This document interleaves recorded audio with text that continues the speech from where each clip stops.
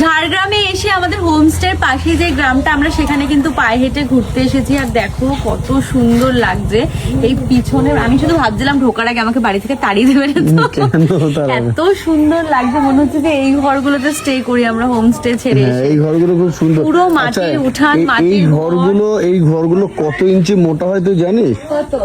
এই এখানে দেখে নি, এইরকম মোটা মোটা হয়। আই থিঙ্ক মা এখানেও ঘর ছিল, ঘরটা ভেঙে দিয়েছে না? ওরে এগুলো মাটির ঘর, তাও কি সুন্দর। আর ওইটা ওখানে ওই বাড়িতে না, ওই বাড়িটার মতো দেখলাম উইয়ের পুরো লম্বা মতো একদম ইয়ে করা। আর এইটা দেখ রান্নাঘর, এই জায়গাটা দেখো রান্নাঘর। এই পাশটা ঘুরা, ওই পাশে কি আছে? এই সরি ঘরটা হেবি তো। যাবো না, আস্তে আস্তে ঘরের ভিতর তো ঢুকে যাচ্ছে, দূরে যা।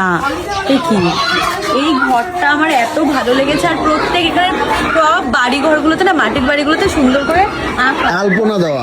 হ্যাঁ, কত ভালো লাগছে দেখতে। এইখানটা পুরো রান্নাঘর, মানে রান্না করার জায়গা।